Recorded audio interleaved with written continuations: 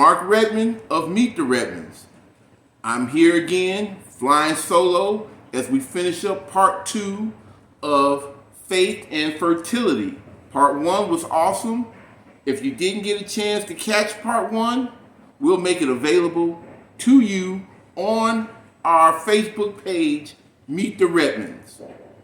But we're going to start with part 2 of Faith and Fertility as we talk more about Beverly and Carla's journey, Beverly's journey through infertility, and Carla's journey through intrauterine insemination. So we want you to, again, look at the book information at the bottom of the screen for our 2 award-winning books, Finally I Do Again, and Revelations of a Real Man or Woman. Also, if you didn't notice from last week, the shirts are back. This time we got the construction orange.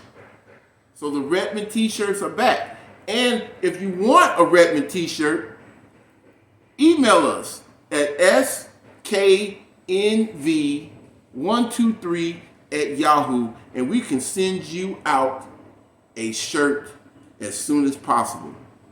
Also, don't forget our books, Finally I Do Again and Revelations of a Real Man or Woman. They can be found on redmondprojects.com.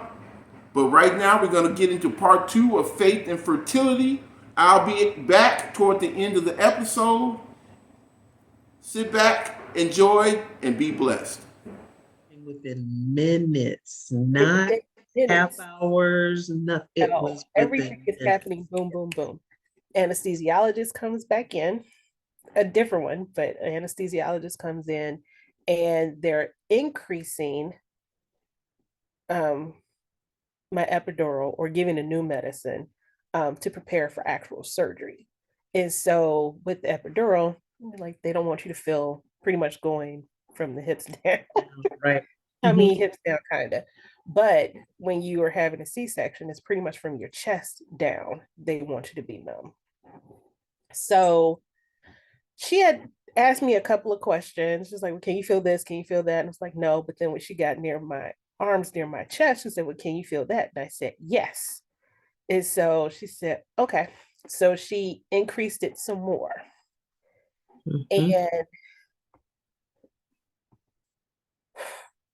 within moments, everything changed. Things started to go wrong. And I felt weird. And there was a split second where I was thinking that I'm not going to say anything. But I tried to get your attention and my doula's attention. And as I started to speak, I can tell that my speech was slurred. Yes. And I said, tell them something's wrong. And I felt like you guys weren't moving fast enough, or you didn't hear me. I couldn't tell. I heard you. I heard you. So I said, no, tell them something's wrong. I can't speak. And I think you guys were trying to get their attention, but another nurse saw it at the same time. And this particular nurse, I was not a fan of during the other days of her care for me. Not at all. She was she was very structured, and I would even, in my opinion, militant. She wasn't graceful. She was not. And I want to say, when she greeted me that day, she was like, oh, you're still here. She didn't show a lot of thrill and emotion. I was just like, look, I want this baby out too. But and my bed was wonky. And so she said, we're out. It was all the nurses stopped what they were doing, and we were headed out. That bed, I didn't know the bed moved like that. And one of the wheels was actually kind of wonky.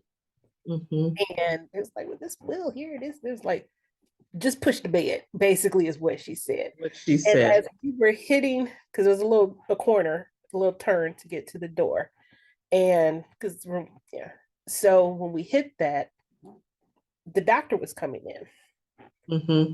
The new doctor was coming on the shift, and she was starting to introduce herself. So she said, "I'm doctor." And the nurse said, we don't have time for that. We have to go. And Mm-hmm. she didn't cop an attitude. She didn't say, "Who you think you talking to?" No, everybody But she turned. looked and she said, "I'll meet you in the OR."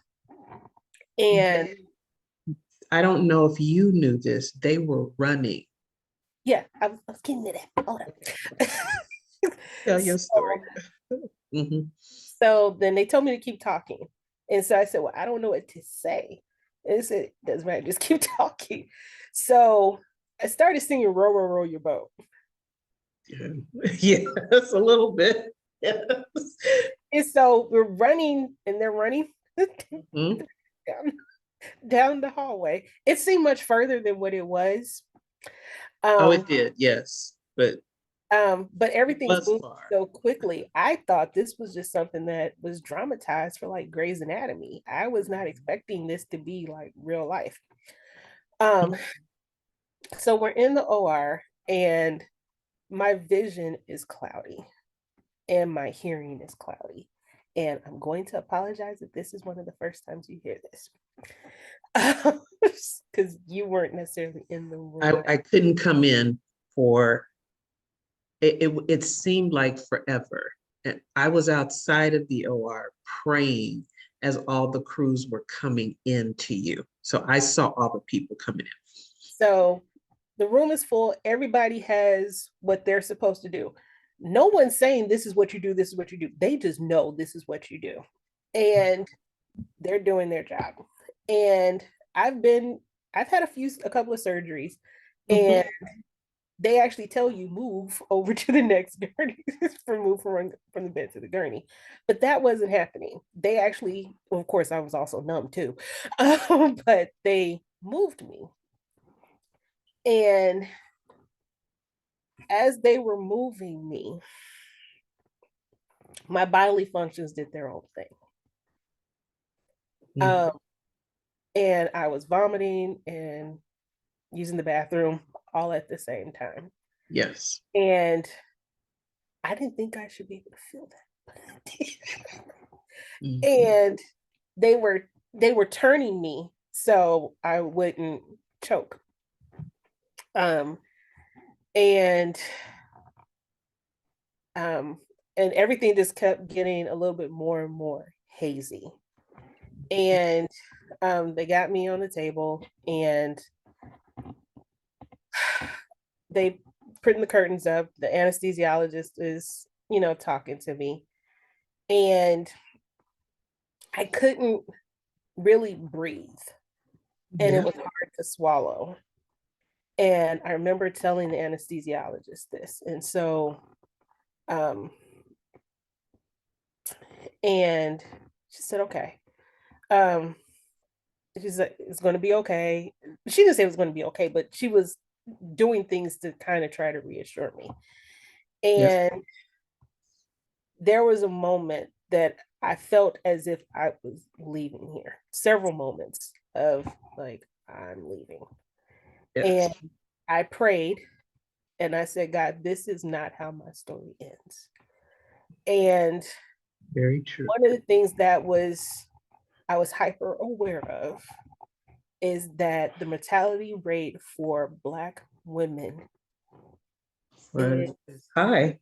is extremely high in this country Yes. for childbirth. A lot of Black moms unnecessarily don't make it home with their babies. Very true. Um, and I knew where I was. I'm like, I'm in middle of Indiana and Mhm. a city that I'm a very minority, true minority. Um, Mhm.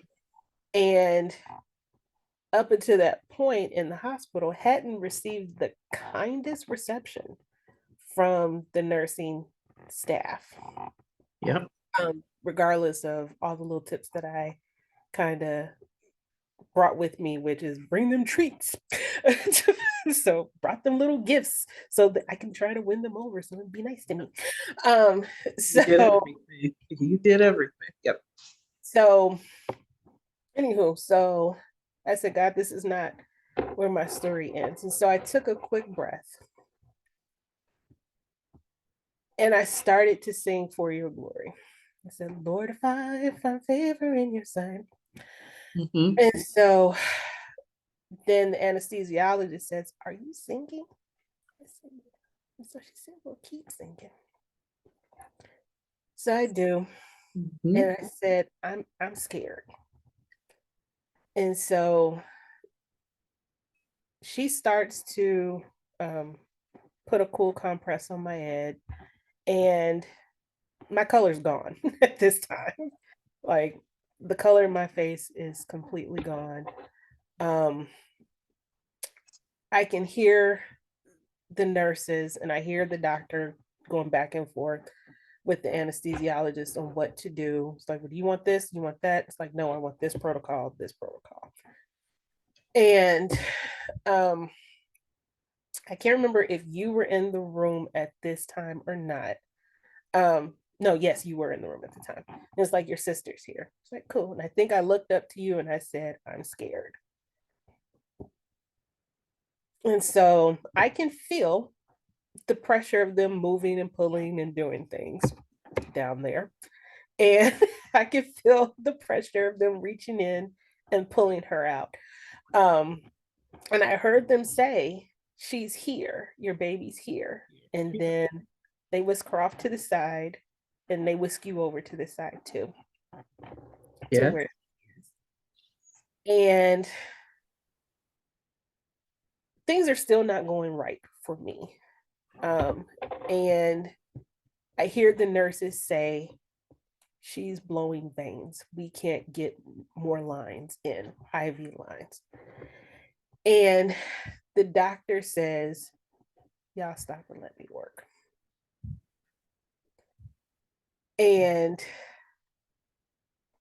she does a few things. And then she says, okay, I can close. And so she said, ask the anesthesiologist, how does she look? And so she said, her color's coming back. And at this time, they're starting to feed me ice chips too. Feed me ice chips, wipe my face.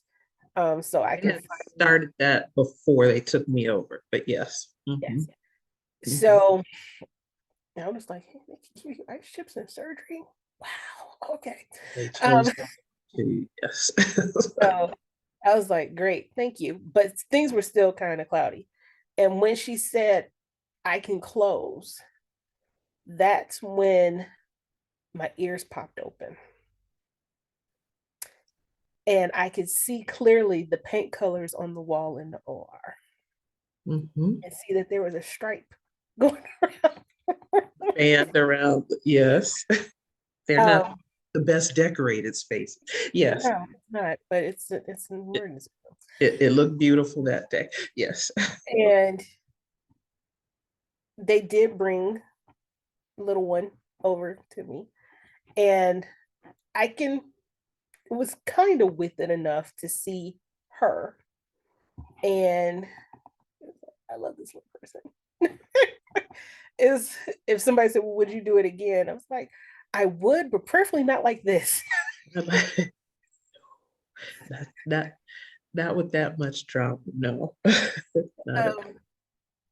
But she was here and then went to recovery, and the same nurse was there. And they had wished you and little one after she had her first meeting away from her, which I was like, oh, this is what we're doing. Okay, I'm still numb and have IVs from the OR, but they want her to latch. Yes. Okay. I mean, I did say that was part of the birth plan that I wanted, so that was fine. I just didn't realize, like, oh, that's what this means. Right then, yes. And boy, did that baby have a strong latch. I was like, I feel this. I'm supposed to be numb from the chest.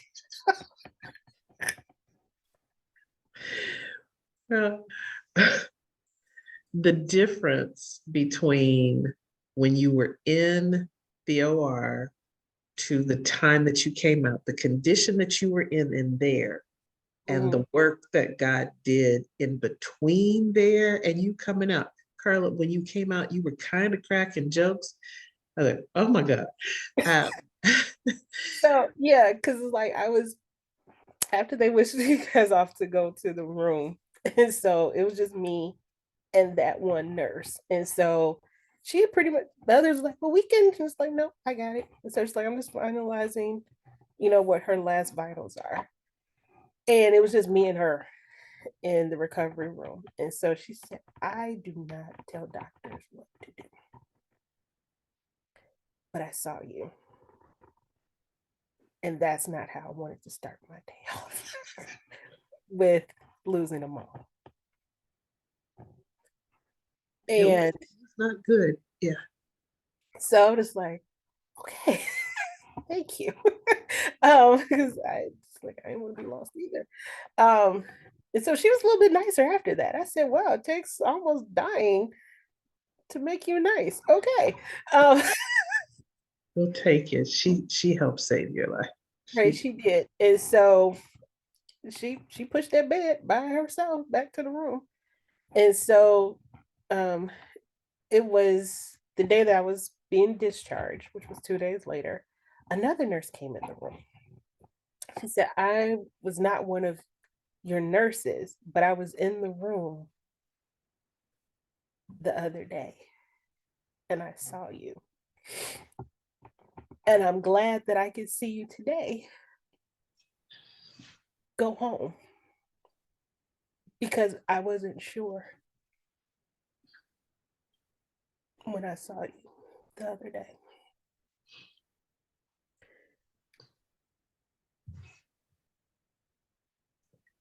So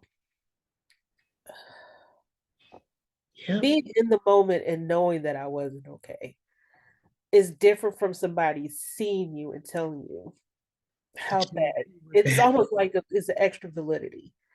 Um, Yeah. and to see you go home with your baby, it's like I had to come see you before you left, even though you're not my patient. Yeah. It was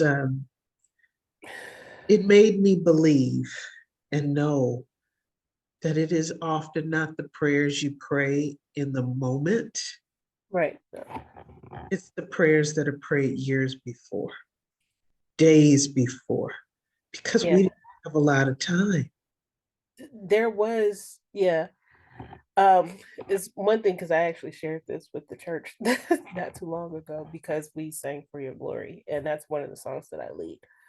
And so I shared the story because the story included For Your Glory. I did mention in there, one of the things because of COVID, I was at home. And we have a weekly prayer call at 7 in the morning on Tuesdays. And I became very active with that COVID. And at different moments throughout the pregnancy, I would ask for prayer, this, that, and the other. And as we got closer to delivery, that was in there too.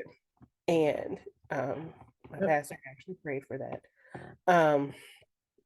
for our safe delivery. And it's like, okay. And then, of course, at the shower, dad and mom, their prayer for safety was there too. So it's the buildup, I guess. I don't want to say it's like putting money in your savings account, but you pray for things until it's manifested, and it's like pray like all the time, like God keep your hedge of protection on people. They may not in this moment, a perceived threat may not be there, but it's like you're storing up. Like, well, they are, I believe scripture says that they are stored like vials. So Tears and prayers, yes. So, yeah. So it's like, okay. And I'm grateful um, for that I'm okay and that I did now recovering from the C-section. Oh, another ball game. That's major, major surgery to recover from and say, take care of a baby. Thank God for a support group. It was funny to me because that day, mommy texted me. It said, hey, we haven't gotten our COVID results back yet, even though we think we're okay. Uh-huh. Do you want me to come? And this is how bad I was feeling from the C-section. How much I just wanted to be home. I said yes. In my mind, I'm like, you can wear 15 masks, just be here. Just be here when I get home. It's like, I just want my mama. Because you had to go through that entire labor process without her. I Yes. was there, but I was incredibly knowledgeable about how much I was not your mom at that point and how cool it would have been if she could have been there. But I am honored. I was torn about that. Because part of me that was like, yeah, I do, but then it's like, but like you were there for labor, but and the delivery, but after, because you had to leave, um, Yeah. the road dog for me was actually our niece Jada. Jada was, ooh, because I couldn't move. She's a lion. I couldn't, Got in there. yeah, I couldn't physically move until the next day. And when they actually got me up to move, I couldn't move. Yeah. So it's like, okay, lay back down. We'll try this again in a few more hours. So, Mhm. so anytime little Miss Sweetface cried, it's like, hey Jada, can you get her and bring her to me so I can nurse her and put her back? And then if she needed a diaper change, I would have to call the nurses and it's like, Yep. I think the baby needs to be changed, just like different things. It's like, okay, it's like, sure. But I will say there is a shift once they know you can. And Yeah. you should And start you should. But yes, there as is a part of your recovery. But yeah, I was just like, oh my gosh. so I think this is a good place for us to wrap and to say to God be the glory for your health and for little Miss Sweetface's health being here. And we are heading with all of God's grace to the 2-year mark for her in the winter. So she is everything. And I'm Yeah. grateful. You are everything. Just grateful for both of you being able to be here and for your story and that it is a story, a testimony, and it's not something else. Yep. Agreed. Agreed. So, Meet the Redmonds over and out for this episode. We told you always that there are stories that will make you laugh, make you cry. We just covered all of the emotions in one particular episode. Grateful. Gratitude is what I always try to bring to this particular podcast, and today is no different. Thank you, Carla, for being here, and we'll see you 5:30s OCPI Sundays. Meet the Redmonds. Take care.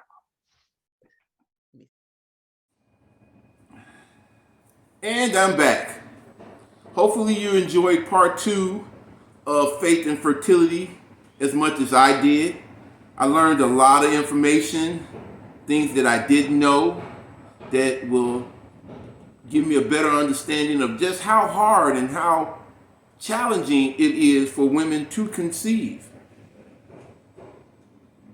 Also, we want you to look at our book information that's at the bottom of the screen, Redmond Projects, where you can find both our award-winning books, Finally I Do Again, and Revelations of a Real Man or Woman.